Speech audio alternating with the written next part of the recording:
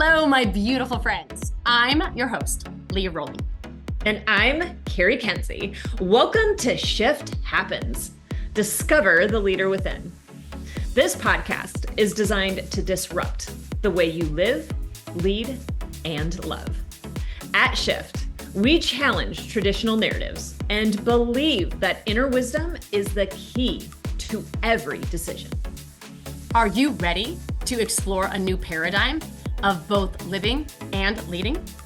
We'll dive deep into our innate strengths as women: compassion, curiosity, intuition, grace, vulnerability, and love.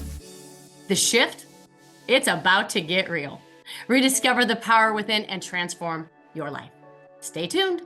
It all starts now. Good morning, good evening, good afternoon, wherever you are, our beautiful friends. How the heck are you? This is iShft Happens. We are your hosts, Leah Cari, Kenzie. We are excited. We are excited about not just this conversation, but we are excited about what this podcast is. We are here, both Carrie and I, and mission to redefine leadership, redefine culture, and the way that we show up in our work and in our life. We had gotten off of a cruise, and one of our talented CMOs, we only have one, but his name is Miles. And he sent us this amazing image. And that kind of prompted this conversation that we're bringing forward to you today, because we want you to consider that your company culture, it isn't defined by the values on your website or your mission on your walls. It's not. It's defined how your people feel on a Sunday night. On a Sunday night. Are you stepping into the week with clarity, with purpose, with an alignment of mission? Or are they carrying the weight of stress and misalignment before Monday even begins, right? So today in this episode, we're really exploring what is the modern culture movement, because the modern culture movement is, right? It's a shift that bridges the gap between work and life, right? Passion and purpose. And as leaders, the real question is, what are we inviting our people into? What are we anchoring them to? Because as I mentioned, culture just isn't about the work they do. It's about who they're becoming along the way, along the path. And so if you're ready to challenge status quo, if you're ready to gain some clarity, if you're ready to create an environment where passion and purpose flow seamlessly, and you cultivate people over profits, well, my friends, you are in the right place. So let's dive into that. Ms. Carrie. Hi. Hi. Thoughts. Just the way you introduced the show today. It's iShft Happens. And yes, just made me giggle, because I don't know how many people have come to today or a day in their lives where they're like, shift just happens, right?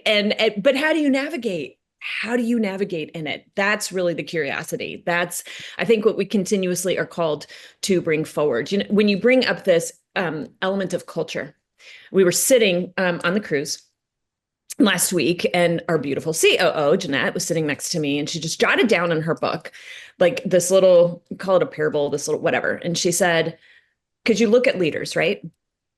Leaders create culture. Mm-hmm. Culture creates behaviors, and behaviors create results. That's how a leader creates results, is through the culture that they build, which creates the behavior that's happening that drives the results that you're having. That's why leadership is so incredibly important. That's why I think that this movement is so, so incredibly important, because too often we encounter leaders driven in fear. Mhm. We encounter leaders driven in scarcity, in um, fear of losing control, Mhm. fear of not being the ones, fear of not having it all come and land on their desk, because that's how they have defined value. That's how they've defined identity. And I say this because I was guilty of it. You and I had this conversation last week, and I was guilty of it, where I had built this organization and I had built it to a place where everything at one point landed on my desk because that was my identity. I didn't truly realize that until my legs came out from underneath me, of which I was never standing on, by the way. And I was like this weeble wobble, which is like my new analogy this week. Yes, it dates me, but weebles wobbles who won't fall down, right? Just like we're just rolling around, right? Trying to find our bearings, constantly trying to find the essence of who we are. And we do this in a way that, like, if I'm leaning a little far over here, I'm going to lean on you. If I'm leaning a little far over here, I'm going to grab a hold of this, because we haven't found our own legs that sit underneath us in the essence of identity. When you do that work, when we come home to who we are, we get to show up as the leader that creates the culture we desire for the results the mission is asking for. I mean, this is why it's so imperative and important. Now, I did a lot of work because, again, I got to a place where I didn't have a choice. I had to figure this out, right? When I knew I had done the work around identity beyond business is when I sold my business. And I did so with clarity. I did so with humility. And I did so in a way that allowed me to release it. And I was able to easily move on to my next thing without remorse, without dread of what's next, or without a lifelong bitterness around having set that identity and it being kept back in the career, in the business, in the relationship that I once had that I no longer do. When we don't come home to ourselves, that's the culture we're building. And last thing I'll say is, earlier this week, I was sitting and meditating in the bath, as you know I do. And it said this to you because it came in very, very powerfully. And I've said this a few times this week. Any organization built on fear will die in scarcity. Any organization, any relationship, anything built in fear will die in scarcity. That's not the culture we want to create. That's not how we want or look to have people aligned. Mission is not scarcity. Mission is not fear. Purpose, passion, that's love, that's excitement, that's trajectory forward. That alignment allows you to navigate the shift that happens in a way where you feel like, I might lose my blessed mind. I don't know how I'm going to navigate this, but you do. You wake up the next day, you step back into it because you know, and you're aligned in mission. That's what I would say. Yeah, Mm. I don't. So the only thing that I have to echo that, and it is an echo of that, is to invite the listeners to, if you can, pause this recording. And I want you to write that down. If you lead an organization, if you lead a team, if you lead a community, if you lead a family, if you lead yourself, you are a leader. We've said this before. We were born leaders. We are leaders. We will continue to always be leaders. It is our purpose. Yes. Let me ask, yes, I want to ask you a question. Yeah. Define leader. When you say we're all leaders, define Mm. leader. Tell them what leader is. My gosh. Yes. So in my mind, right, Yes. the way that I think about a leader is a leader that has extreme personal accountability, extreme personal responsibility. In every situation, they're looking first, not at what they did, right? Not what they did that was in wronging of me, but what is my perception of this that is wronging of me? And is it true and is it not? And we clean that up before, and I was guilty of this morning, before we go and dump it on the people that have other things that they're navigating. It's not fair and it's unjust. And I did that this morning to a beloved leader. I did that and I know better, right? But it's not about being perfect. It's about doing the work and constantly learning, right? And I apologized. I apologize for bringing this forward to her without checking assumptions first, because I didn't follow the number one rule of leadership, which is where am I not having extreme responsibility here? So that would be first. Secondly, it's to own emotions fully, completely, all the way through, right? It's to understand what emotions are, sadness, madness, resentment, bitterness, frustration, and knowing that the only reason you're feeling that is because of what meaning you give to situations, circumstances. Emotional maturity is understanding that, owning that, and processing it through, and inviting that emotion to teach you something that you need, not should, not it's possible. No, you need to learn it. There's a reason you're feeling it, and it was brought to you now. Don't dismiss it. Be curious about it. Like, why this? Why this right now? And if you get really good at stepping into that, doors will open that you didn't even know would open. Because the only thing that's keeping you from where you are now and that next level of success, that next level of opportunity, that next level of connection, that next level of growth is you being willing to navigate an emotion that you don't want to and you'd rather just blame it on somebody else so your day is freaking easier.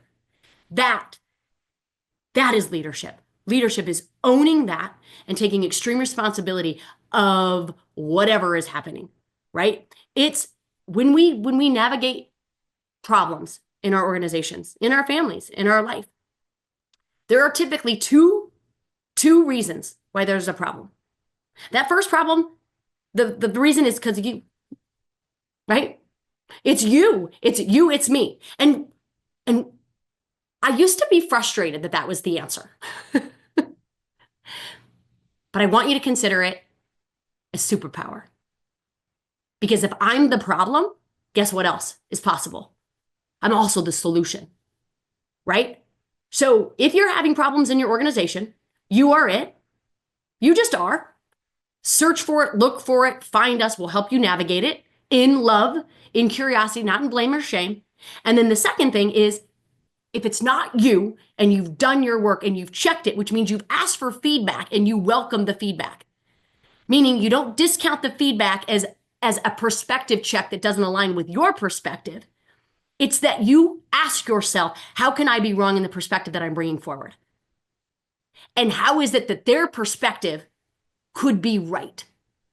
Because I'm guessing you, there's probably a part of their perspective that is right, and that will continue to be your blind spot because you continue to dismiss it and your curriculum will repeat. So that is what I would say a leader is, and 1,000 other things. It's leading in courage. It's leading in enrolling people in their potential. It's seeing the lift in others so that you can lift them up, right? It's seeing the beauty. It's seeing them as a human, not Mm. seeing them as a gender, not seeing them as a color, not seeing them as a socioeconomic status or a political or a religious affiliation. It's seeing their heart. At the heart of this leadership movement is heart, and it's love. And I believe that is the leadership that we're efforting. That is the leadership that we're inspiring. And that is the leadership that we are trying to purposefully align with in our organization. And that's why we're going to be raw with you in these conversations. We're going to bring you all of the stuff. We're not saying that we're the perfect culture because that's not modern culture. What we are saying is that we are a culture that has a beginner's mindset, that is willing to be wrong about all of it. And a beginner's mindset is completely different than a growth mindset.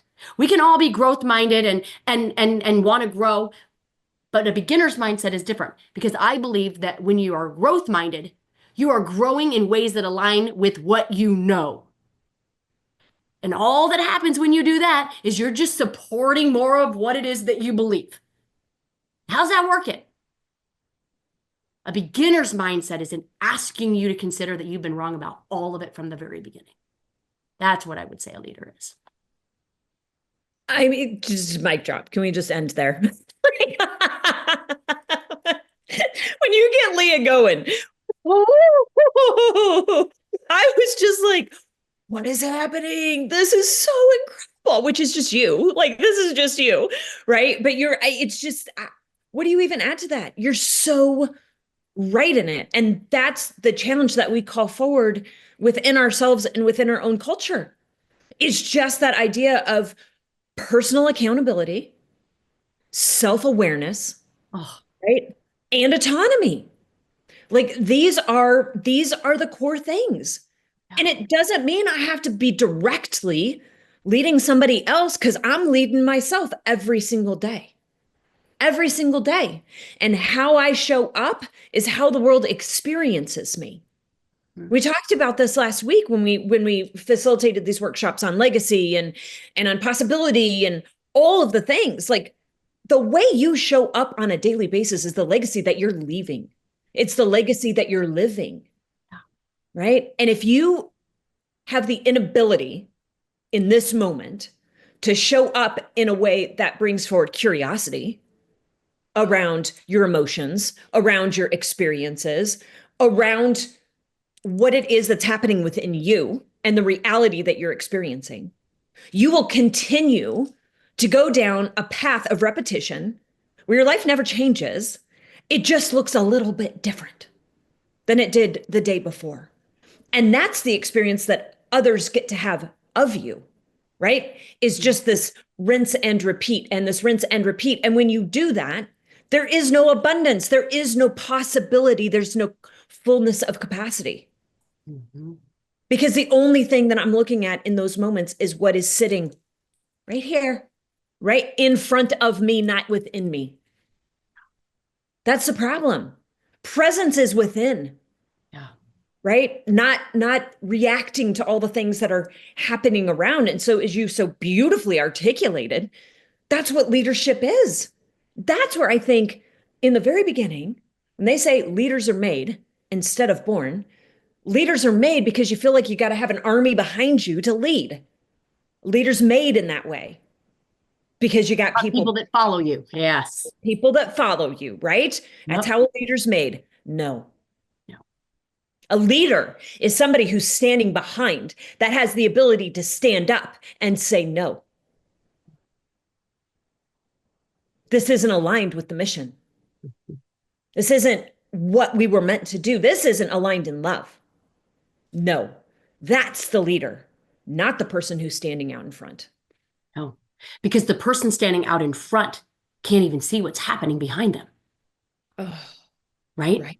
They have no awareness. They just hope that when they turn around, that their posse's still there, Mm. you know? And so the first step in all of it is just an alignment with self. It's the leader within, which is what we talk about. We have programs around it, courses around it. Yeah. And the reason why that is so important is because of what you just so brilliantly said around, do we want to be somebody that's just a little bit better than we were before, Mm-hmm. right? Because I'm guessing if you're listening to this, I'm guessing that you're a leader that cares tremendously about your mission, your work, the heart and soul of it, right? And you want to be a person of influence. You want to be a person that inspires this movement. Mm-hmm. People aren't going to be inspired and they're not going to be influenced by a 1% degree difference in what you did last year to this year. They're going to be inspired and influenced by a revolution, by a Mm-hmm. transformation.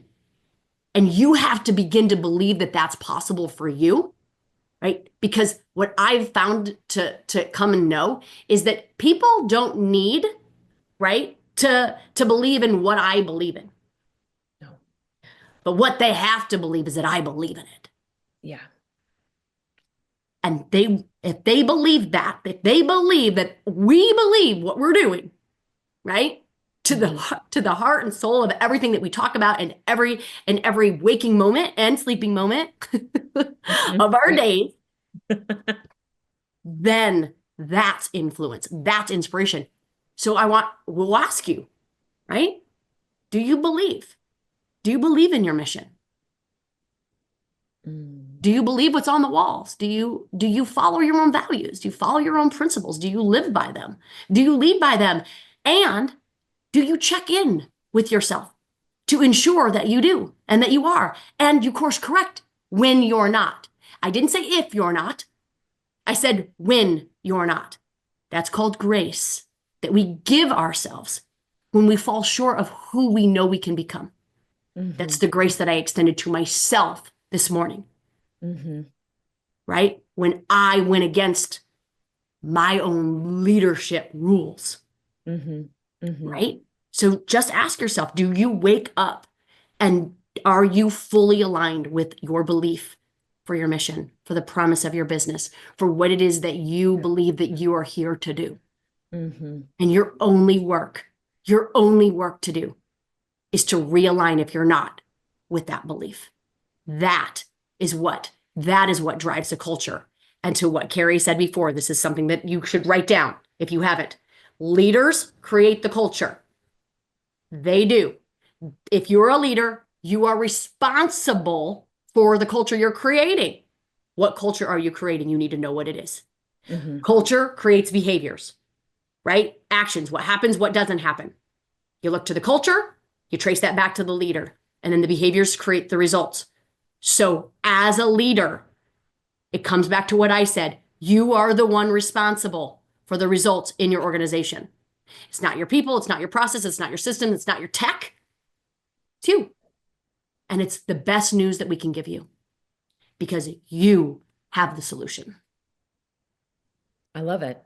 I love it. And I just want to call forward something that you said a couple of times that you kind of went over, and it's this, like, it is that opportunity for self-reflection, right? It is. And it's so beautiful to witness self-reflection. It really is. It's beautiful to see growth. It's beautiful to see, like, I see this as an area within me. It's also beautiful to allow others to see within you, others to bring forward. I'm not quite sure if you're showing up the way that you want to show up. Mm-hmm. And to have the humility to say, please tell me more. Please tell me more. Because I want to show up in the absolute best way that I can. And like you said, the only person who's responsible for that is me. And I can't always see my blind spots. And neither can you, my friends. You can't always see your blind spots. And so to have the humility to allow others to bring that forward to you and to be curious enough within it, that is also true leadership. Mm-hmm. That's what I would say. Yes. Yes. Yeah. So if you don't have people in your organization that will call you up, right, into a potential of you, right? And that takes courage for the other person too, right?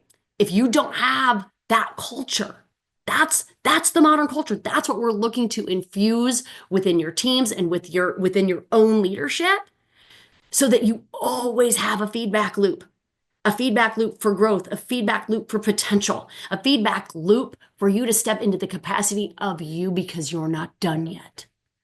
You're not done yet. And I refuse to be done until the day I'm no longer breathing. I'm not done yet. There's a lot of growth for me, and we both invite you into that same growth. So have a beautiful one. We love each and every one of you. You have been listening to Shift Happens. Discover the leader within with Leah Rolling and Cari Kenzie, where we help you reconnect with your inner leader. Learn to trust your instincts and live with authenticity and confidence. Tune in every Friday at 11 a.m. Central Time to Shift Happens on Transformation Talk Radio for more insights, inspiration, and actionable strategies to live and lead, not only in purpose, but on purpose. It is time to embrace a life and leadership style that is true to you. For more information, visit shift.life.